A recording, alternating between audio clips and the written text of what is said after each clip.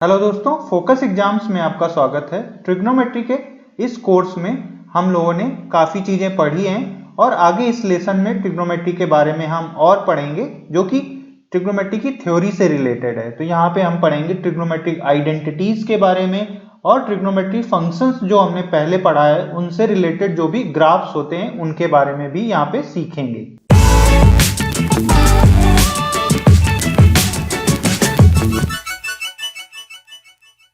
तो last lesson पे हम लोग बात कर रहे थे कि जो भी ट्रिग्नोमेट्रिक फंक्शंस होते हैं उनके फॉर्मूले क्या होते हैं, ये हमने पहले ही सीख लिया है। तो ट्रिग्नोमेट्रिक फंक्शंस क्या होते थे, हम लोगों ने सीखा था sine theta, cos theta, tan theta, इसके बाद sec theta, cosec theta, cot theta, ये 6 फंक्शन हुआ करते थे और इनके क्या फॉर्मूले होते थे वो हमने देख लिया। अब हम बात करेंगे कि इनकी वैल्यूज क्या होती हैं, इनकी रेंज क्या होती है। ठीक है, तो यहाँ पे हम बात करेंगे रेंज के बारे में। रेंज होती क्या है, पहले सबसे पहले ये समझते हैं। तो जैसे कि कोई फंक्शन होता है, जैसे यहाँ पे साइन थीटा एक तरह से क्या हो गया, फंक्शन हो गया। इसको हम ऐसे लिख सकते हैं y equal to sine theta. तो अब इस फंक्शन में हम थीटा की वैल्यू चेंज करते जाएंगे। थीटा को 0 डिग्री रखेंगे या 10 डिग्री रखेंगे या 20 डिग्री रखेंगे, ऐसे करके थीटा की वैल्यू कोई भी चेंज करते जाएंगे। तो उस तरह से इनका साइन होता जाएगा और साइन से एक वैल्यू कैलकुलेट होगी जिससे हमारी y की वैल्यू भी चेंज होती चली जाएगी। y की वैल्यू भी y1, y2, y3, y5 ऐसे करके निकलती आएगी। तो ये वैल्यू चेंज हो रही है, तो हम कहेंगे कि ये जो y की वैल्यू जो हो रही है ये हमारी जहां से जहां तक बिलोंग करती है उसको हम इस साइन थीटा फंक्शन की रेंज बोल देते हैं। ठीक है, समझ में बात आ गई। अभी थोड़ी और समझ में आ जाएगी। तो हम ये देखेंगे कि थीटा की कोई भी वैल्यू हम रख दें। ठीक है, थीटा की वैल्यू 0 से लेके कोई भी, मतलब माइनस से भी लेके माइनस इन्फिनिटी से लेके या फिर प्लस इन्फिनिटी तक कोई भी वैल्यू हम थीटा की रखते जाएं, थीटा इक्वल टू, तो यहाँ पे क्या होता है, साइन थीटा की जो वैल्यू होती है हमेशा वो -1 से +1 के बीच में ही लाई करती है। मतलब मैक्सिमम क्या हो सकती है, +1 हो सकती है और मिनिमम -1 हो सकती है। ये साइन थीटा की रेंज होती है। ऐसे हम लिख सकते हैं साइन थीटा की वैल्यू, ठीक है, वो क्या होगी, -1 इक्वल टू का साइन होगा यहाँ पे और ग्रेटर लेसर इक्वल टू 1 होगी। इसका क्या मतलब है, इसका सिर्फ यही मतलब है कि उसकी मैक्सिमम वैल्यू 1 तक जाएगी, +1 तक जाएगी और मिनिमम वैल्यू -1 तक जाएगी। इन्हीं दोनों के बीच लाई करेगी। ये तो याद रखने वाली चीज हो गई। इसी तरह से कॉस थीटा की वैल्यू के लिए भी यही चीज एप्लीकेबल होती है। कॉस थीटा में भी वो उसकी वैल्यू कहां से कहां तक लाई करती है, -1 से +1 के बीच में। हम किस वैल्यू की बात कर रहे हैं, जब हम यहाँ पे थीटा की वैल्यू कुछ भी पुट करते जा रहे हैं इन्फिनिटी, माइनस इन्फिनिटी से प्लस इन्फिनिटी तक, तो ये जो y की वैल्यू आ रही है वो ये वैल्यू है। ठीक है, कॉस थीटा के केस में या साइन थीटा के केस में। तो ये समझ में आता है कि रेंज क्या होती है। इसी तरह से टैन थीटा और कॉट थीटा की बात कर लेते हैं यहाँ पे। तो टैन थीटा को हम कुछ भी पुट करते रहे, टैन थीटा की वैल्यू कहां से कहां तक लाई करेगी, वो लाई करेगी माइनस इन्फिनिटी से प्लस इन्फिनिटी तक। तो हमको ऐसे लिखना होगा, टैन थीटा की वैल्यू अगर रेंज की बात करें तो ये इक्वलिटी का साइन यहाँ पे आता है, मतलब माइनस इन्फिनिटी भी होगी और उससे ज्यादा होती जाएगी और कहां तक जाएगी, प्लस इन्फिनिटी तक जाएगी। ठीक है, अनंत तक जाएगी हिंदी में बोले तो। इसी तरह से कॉट थीटा की वैल्यू अगर देखें तो कॉट थीटा की वैल्यू भी हमारी क्या होगी, वो माइनस इन्फिनिटी से प्लस इन्फिनिटी तक लाई करेगी। ठीक है, प्लस इन्फिनिटी लाई करेगी। तो ये हो गई इनकी रेंजेस के बारे में। अब सेक थीटा और कॉसेक थीटा की अगर बात करते हैं तो सेक थीटा या कॉसेक थीटा ऑलवेज ग्रेटर और इक्वल टू 1 होगा या फिर सेक थीटा और कॉसेक थीटा लेस और इक्वल टू -1 होगा। इसका क्या मतलब है, हमने अभी देखा था कि जो साइन थीटा की वैल्यू थी, साइन थीटा की वैल्यू कहां लाई करती थी, वो लाई करती थी -1 से +1 के बीच में। ठीक है,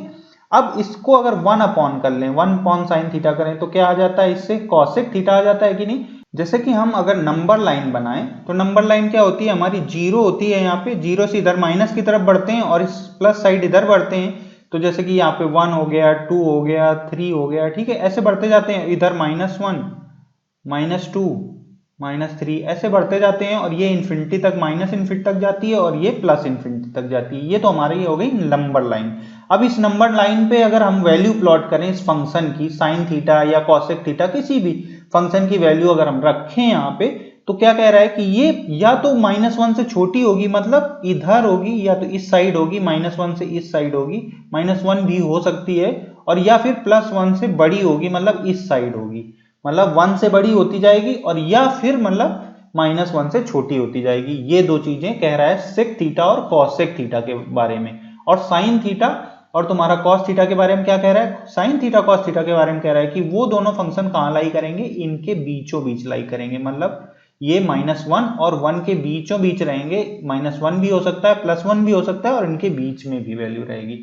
तो यहाँ से एक चीज समझ में आती है कि जो साइन थीटा की वैल्यू जिस इंटरवल पे लाई करती है, कॉसेक थीटा की वैल्यू वहां पे नहीं लाई करती है, सेक थीटा की वैल्यू वहां पे नहीं लाई करती है, वो उसके बाहर जो बचा हुआ इंटरवल होता है उस पे लाई करती है। तो मुझे लगता है कि चीजें थोड़ी समझ में आ रही हैं। अब इनको हम ग्राफ में देखेंगे तो और क्लियर हो जाएगी।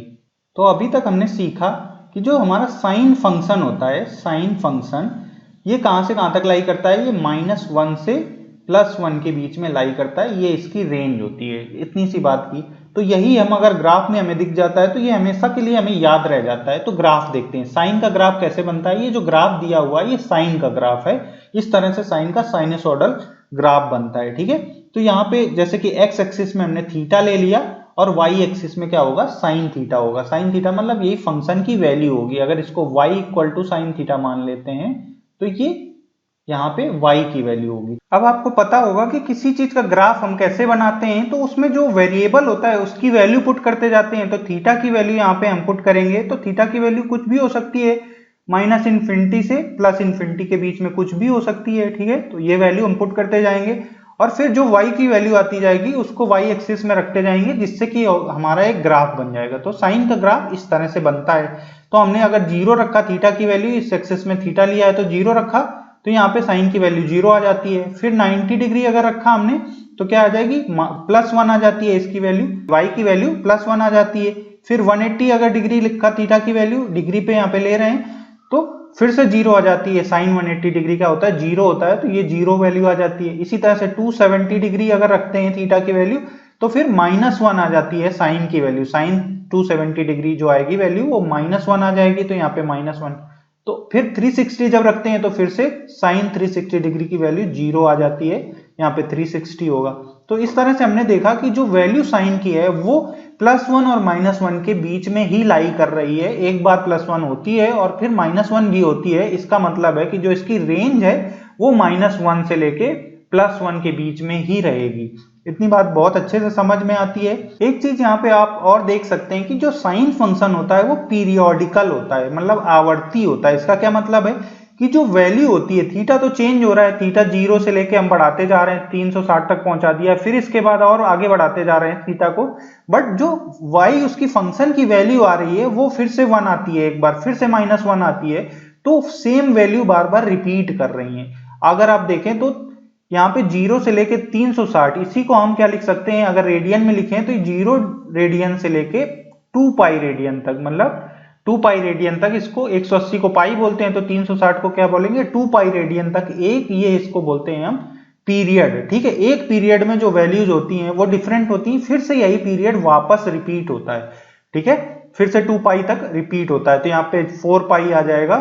ठीक है, तो 4 पाई तक फिर से रिपीट होगा, फिर 4 पाई के आगे फिर से रिपीट होगा। इसी तरह से माइनस साइड में भी यही सिनेरियो रहता है। तो हम कह सकते हैं कि जो साइन का फंक्शन होता है वो पीरियोडिकल भी होता है, आवर्ती होता है, और इसकी जो रेंज होती है वो -1 से +1 के बीच में ही लाई करती है।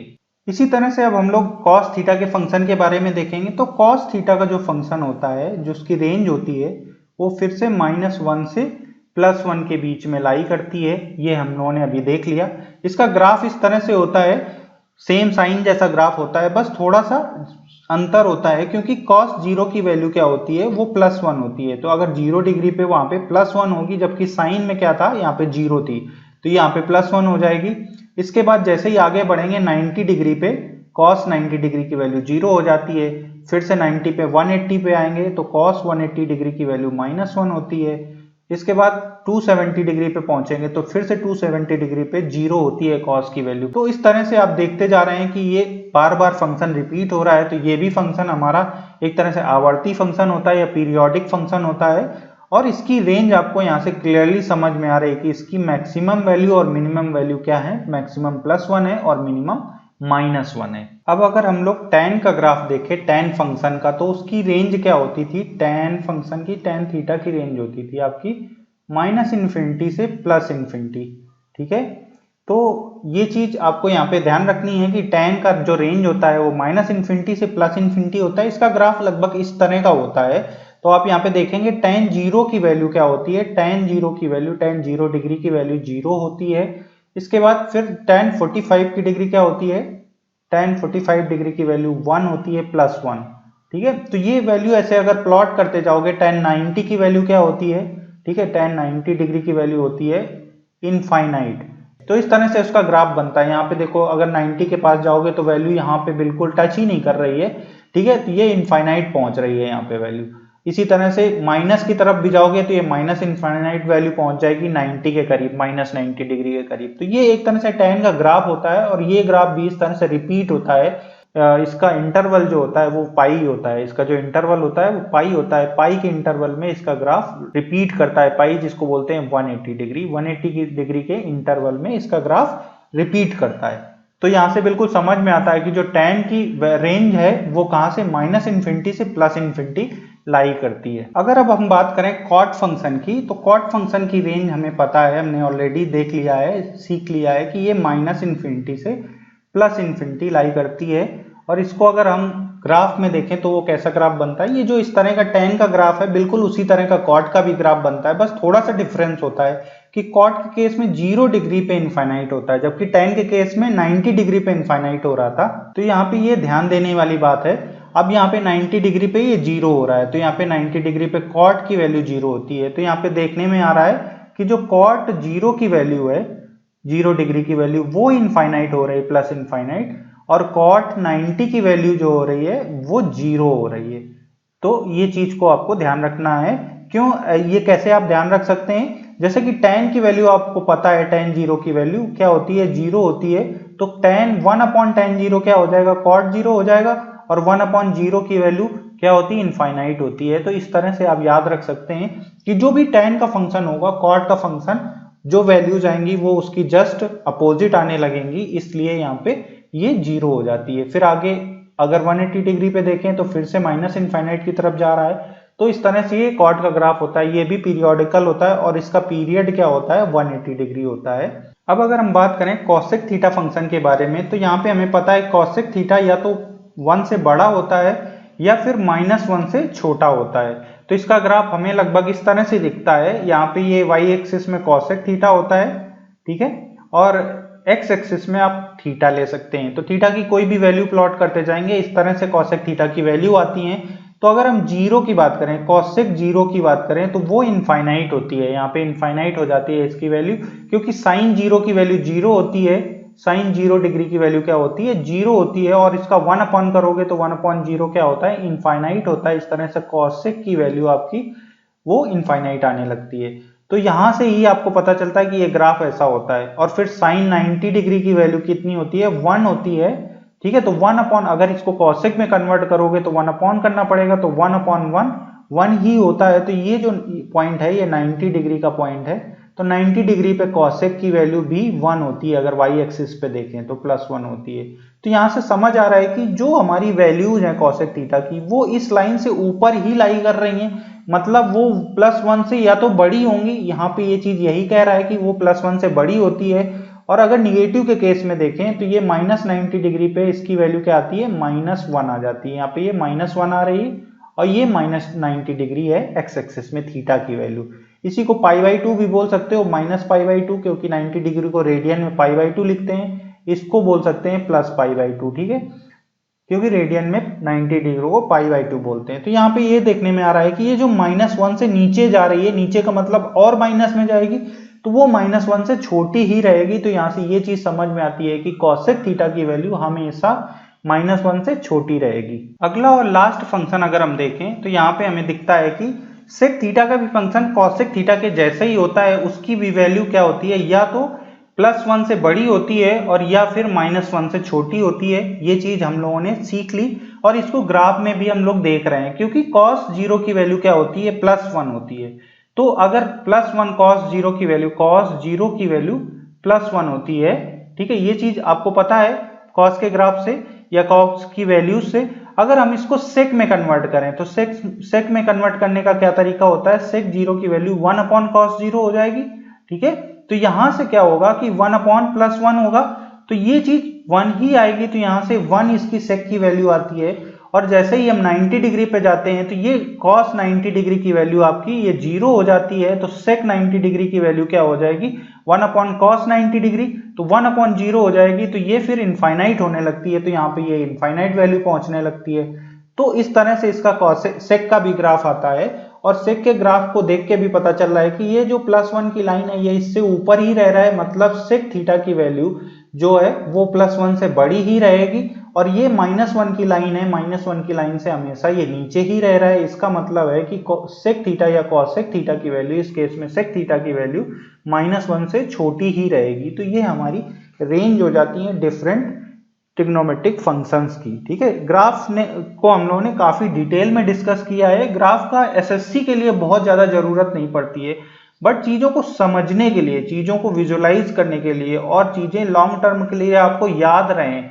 ठीक है, और ये चीजें बिल्कुल भी एलियन जैसी ना लगे, बिल्कुल अजनबी जैसी ना लगे, इसलिए ये सब चीजें पढ़ना बहुत जरूरी है, और इनसे काफी अच्छी अंडरस्टैंडिंग डेवलप होती है। इस लेसन पे मेनली हम लोगों ने ट्रिग्नोमेट्रिक फंक्शंस के ग्राफ के बारे में डिस्कस किया। ग्राफ कैसे बनते हैं, कैसे दिखते हैं, उनकी अंडरस्टैंडिंग क्या होती है, उससे हम लोगों ने रेंज को समझा कि रेंज उसकी किस तरह से होती है, और उससे हमारी रेंज को याद रखने में हमें बहुत आसानी होती है। मैक्सिमम मिनिमम के क्वेश्चंस में इसकी बहुत जरूरत पड़ने वाली है। ठीक है, तो ये समझ ट्रिग्नोमेट्री के लिए बहुत इंपॉर्टेंट है। आगे के लेसन में हम लोग ट्रिग्नोमेट्रिक आइडेंटिटीज के बारे में पढ़ेंगे, जिनको कभी कभी हम फॉर्मूलेज भी बोल देते हैं। इनका वाइडली यूज होगा ट्रिग्नोमेट्री में। इस लेसन में आप इसी तरह से सीखते रहें, और अगर ये लेसन आपको हेल्प कर रहे हैं तो दूसरों के साथ शेयर भी करें, लाइक करें, सब्सक्राइब करें इस चैनल को। Thank you.